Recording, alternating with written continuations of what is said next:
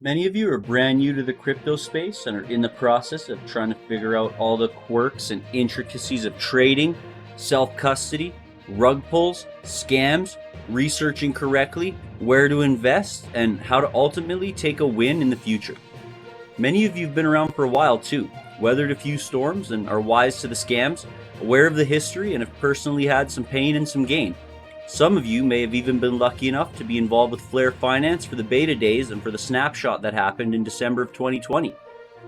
Whether you are brand new to crypto or you are patiently waiting on your Flare airdrop or you're somewhere in between, today's video is going to be relevant to you. So strap in because it's a roller coaster. But let's dive in.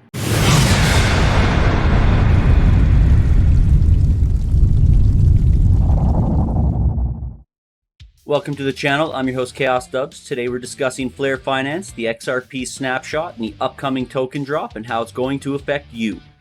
First, let's start with a brief intro to and history of Flare networks. Flare is based on AVAX or Avalanche Protocol and leverages capabilities of the EVM or Ethereum Virtual Machine. Flare started several years back and planned to bring smart contract capability to wrapped XRP, Litecoin, and other tokens, as well as a suite of 6 unique decentralized finance products dedicated to bootstrapping the Flare network and a single suite DeFi solution for business and retail finance products. Products include yield farming, swaps, leverage trading, asset wrapping, P2P loans, yield mining, and mutual funds. Initial proposed trading pairs are YFlare, YFLR, YFin, YUSD, FLR, which is Flare, FXRP, wrapped XRP, FDoge, FLTC, and FXLM. YFin being the most valuable token, which can be earned through participating in liquidity pools and farming. You can find all the details and tokenomics in their white paper, which can be found on flr.finance. Let's talk about the airdrop. After all, that is how most folks seem to know Flare Finance, and this is how I got involved. Flare offered an airdrop of a more than 1-to-1 ratio of FLR to XRP, held either on participating exchanges or on select self-custody hard wallets, including Ledger, and this is where many of the problems and the controversy began. But we have to cover some more of the history before everything can be fully understood. During the early phases of Flare, they had a beta competition where the network was being stress tested for bugs and workability by the Discord group members, and the participants would be granted a Samurai Beta NFT with several utilities and in various rarities based on your standing at the end of the competition. This test went on for a few days before it was abruptly stopped due to issues with the testnet. This could be seen as a red flag of sorts, but things being early, kind of took it as it's not too big of a deal, and we just, kind of let it ride. With no solid date as to when it would restart or resume, many of us were checking the Discord feverishly to try to be the first to sniff out any updates we could find. And if memory serves me right, I think it was like 3 weeks after the initial test where they got things back up and running, and we got to compete for a position of most testnet money earned through the beta. And all participants were granted NFTs. The winners, as I mentioned, they had a higher rarity tier on the NFTs, and these NFTs were all supposed to be migrated to Flare network upon launch from the Ethereum mainnet. Now, with the beta test complete, the NFTs on their way, and the snapshot of the XRP complete, all that was left to do was wait for the launch of the Flare ecosystem on mainnet, right? Wrong! There's been so many changes, issues, missed deadlines, and more. I honestly don't even know where to start with this. I guess, first of all, we can touch on the fact that Flare Networks is not yet launched, even till the filming of this video, even after the beta, even after everything that's happened. But instead, they decided that not that shortly after, the entire thing needed some more testing. So they came up with Songbird Canary Network, a testnet to test the features of Flare yet again, making the beta an alpha at best, and the Canary test an extended open beta, at least in my opinion. The launch of Songbird had an airdrop based on your XRP holdings at the time of the Flare snapshot. Okay, great. We all like airdrops, and we all get a chance to play with tokens that can be traded on the Canary network, and we can off-ramp them using a DEX. Sounds good, right? Well, this is where the red flags for many actually really started, and it's not even all the fault of Flare, but some exchanges such as Uphold honestly supplied their users very quickly with the airdrop, and for that I commend them. This isn't a plug, but Uphold's a solid exchange. I definitely use it. Other exchanges like Binance decided to hold those funds for an extended period before dropping them to their users, likely taking them, trading them, and swinging the market and making a nice profit off the backs of the people who are stepped on by them. I am one of those people and have basically been in this stew since the beginning. After many months, many of us who were in this position stuck watching others having access to their own songbird to trade and earn or lose. We'd given up, lost faith, and personally I removed all funds from Binance. I'm sure I'm not the only one, and some people even quit crypto altogether. Finally, we were dropped Songbird after quite a wait, and it was after it lost any value that it once had, really. It's a major disappointment on the part of the Binance users and a major point of contention and controversy surrounding Flare. But how much can we really complain about a free airdrop? Meh, not much. But we sure can complain about centralization and people being in control of the money where it's not necessary. And the FTX debacle has been a great example of that. Another point to note is we were supplied with the Ethnet NFTs, and at one point they were selling for around 15,000 US dollars, or whether they sold for that or not, they were being offered at that due to the promised utility. And I'm kicking myself for not selling then, as they are basically worth nothing these days, even that is if you can find a buyer. I'd literally nearly forgotten about Flare aside from my measly amount of SGB in the farm, and really I have not been expecting much to come from it. Until now, there's been some developments. And apparently January 9th is when we're finally going to start to see our Flare drops. So hopefully that's going to be a legit thing, but I guess we'll see. At this point, I'm really not holding my breath for it, and I'm quite disappointed at how things are appearing to play out. With the initial distribution upcoming proposal, more questions, more red flags, and more confusion has been thrown into this stew. Let's break this down for those of you who are expecting to get your Flare drop on the 9th, some of the issues that you may face in doing so. Don't shoot the messenger here. I'm just providing you the information. I want to start this off on a positive note though, and I hope that things start to work out in a beneficial way for all the folks who got screwed by Binance and other exchanges who held and likely used our SGB, and for all the folks who will get screwed if this proposal gets voted through. Heading over to flare.networks/news, you'll be greeted with the latest list of exchanges that have confirmed support for the Flare airdrop and have agreed to distribute Flare within 2 weeks of this date. And as a further positive note, Flare has contacted FTX, Celsius, and Voyager to discuss how best to handle the token distribution to their former users, so cross your fingers for that. Now, scrolling down will show you the token distribution FAQs. I'll break this down for you briefly. There's a total of over 28 billion Flare to be distributed, 15% of which will be dropped on January 9th, and the remainder being distributed monthly over the next 36 months. Snapshot was taken December 12th, 2020, and that was of the XRP holdings. Whether you had it on an exchange or on a ledger, for example, you're going to receive 1.0073 Flare per XRP that you held at the time.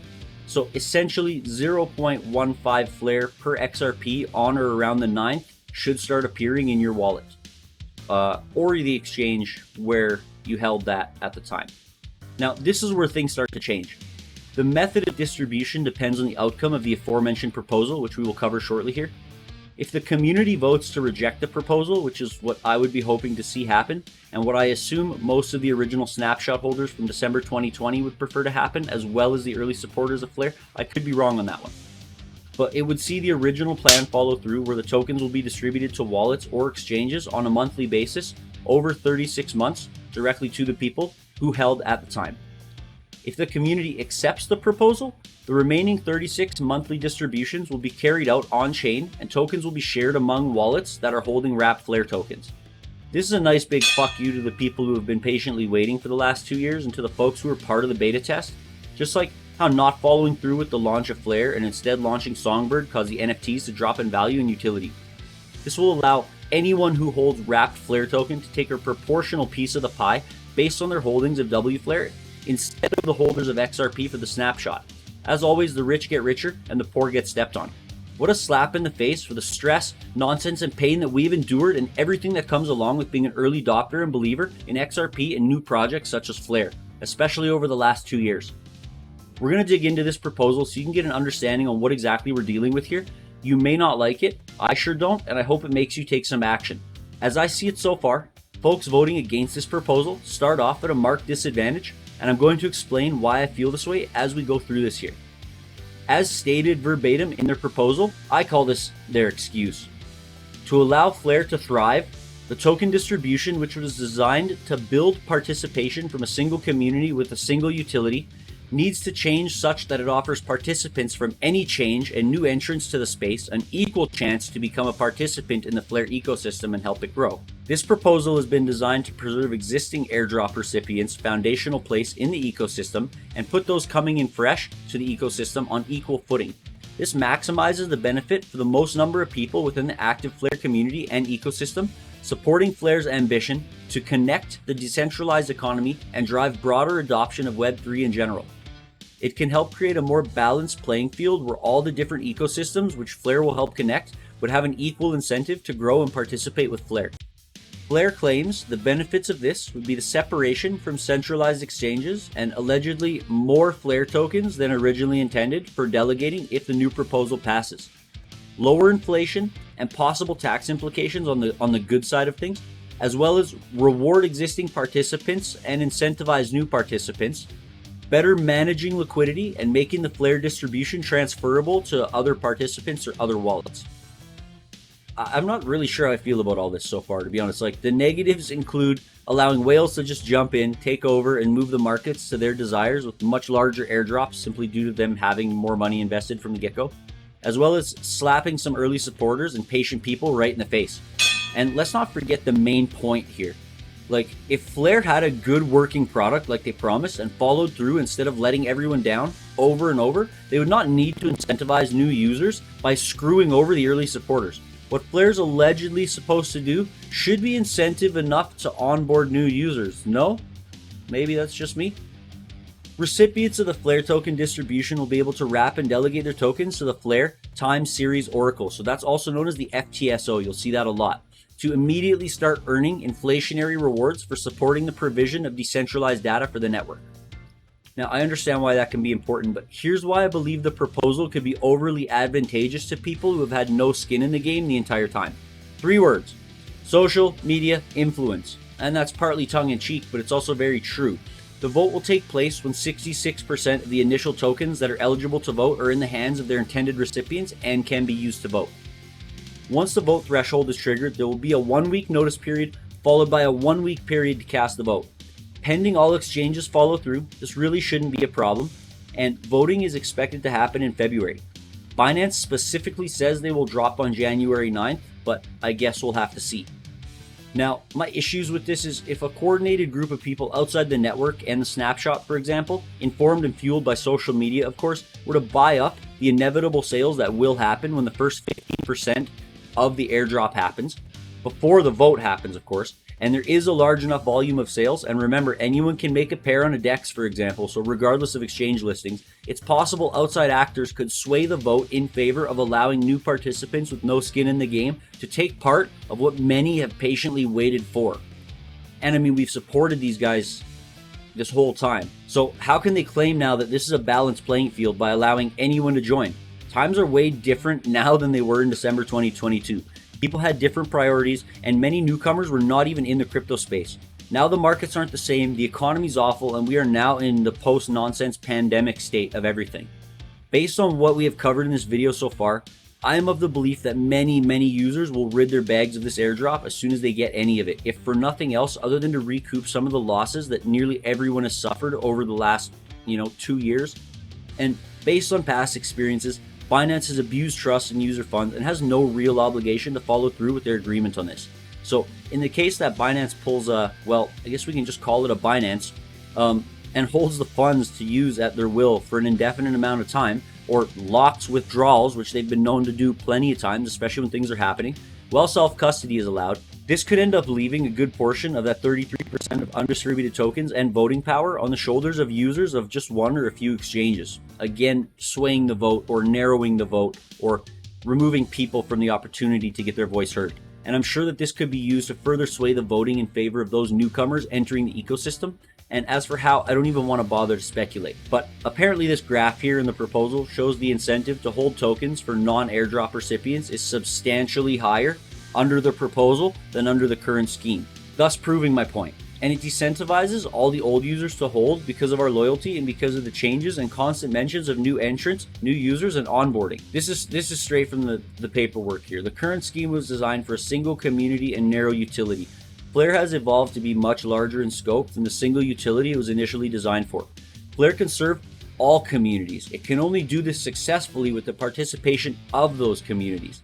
The existing distribution scheme substantially limits the ability of Flare's ecosystem to expand its participant base beyond airdrop token holders, and therefore limits the potential for success of the Flare ecosystem. This is undesirable for existing airdrop recipients, and the proposal rectifies this. There's supposed to be a graph here showing that the airdrop recipients end up with a much greater share than a person who takes a risk entering outside the drop, but it not being here, it can't really give us a clear picture of it, unfortunately. So, I mean, a lot of this sounds good, but almost too good. And from an early participant myself, I'm not sure that this is in good faith to the ones who have endured this for so long. You can read the entire proposal at flare.network/FIP01, and I would suggest you do to make an informed decision. For those wishing to cast their vote and have their voice heard, and that again will probably be in February, this link should be as follows, and it's going to be portal.flare.network/voting. You can check it out now. There's some Songbird voting stuff up there currently. Before we wrap up this deep dive, I want to give you my final thoughts on this situation. Flare is making a lot of noise, a lot of promises, no doubt, and they're very good at that. But from my point of view as a company, how can they be so disorganized and so aimless while expecting to work with people's money? It's really honestly beyond me. It's very clear now that they didn't have a plan from day one, at least not a plan worth its weight in salt, and have constantly overpromised and underdelivered and disappointed on almost all fronts. And now, the plan they had is no longer relevant in today's fast-moving world, so they shift focus to a whole new group of people who, by being incentivized by rewards, will surely save the day, I'm sure. In stark contrast to Reaper Financial CEO Patrick Riley, who has a plan out to 2035 and counting, with diversions and backup plans in case things change. And I mean, one of the things that solidified Reaper Financial for me is the unwavering dedication to sticking to their word. Airdrops were promised and delivered in quick fashion. Promises were made and kept. Deadlines were mostly adhered to outside from some third-party stuff. And I mean, even then, when problems arose, plans were still in place to deal with them and address the solutions as quickly as possible. All hallmarks of a solid project with none of the red flags of a project that's going nowhere. Instead, Flare Finance should focus on following through with the original promises and developing a working product that is in line with what was promised, and they should engage with their community, take their criticism and comments, and use them to improve and make sure to hit those important releases and deadlines instead of trying to distract people from the fact that they really don't have much of anything to offer at this point. And they've obviously lost the faith of a large portion of the community over the years, and now are desperate to incentivize new users to jump on the sinking ship. Personally, I really don't have any skin in the game as I've not invested my own money into SGB or Flare. I'm simply waiting to see what happens with the proposal and the airdrop at this point. And I'm hoping that the NFTs either have the utility as promised, which was something along the lines of 0.01% of the daily network fees paid to the NFT holders. And there's only a maximum of about 300 NFTs or so it is sustainable. Or for them to go back up in value so I can dump it onto one of the new users Flare seem to care so much about, because honestly at this point I'm really losing faith. This has been an exercise in spotting things that don't make sense to me, and I'm certain there's even more that I missed that don't make sense to some of you. There may even be some things that I'm totally wrong or misinformed about, and that's fine. I encourage you to comment your feelings on my deep dive. I want you to share your points of view on Flare and to engage with the community by sharing your thoughts. This Sunday morning, there will be a Twitter Spaces with the CEO of Flare, Hugo Fillion, and the CEO of Reaper, Patrick Riley, so you don't want to miss that. It might get a little crazy. You can find that on Twitter at XRPJenna. I'm sure some of the stuff we've talked about today is going to be covered in there. But I don't want this to drag on too long, so as always, do your own research, be smart, don't get scammed, like, share, and subscribe. As always, thanks for watching. See you in the next one.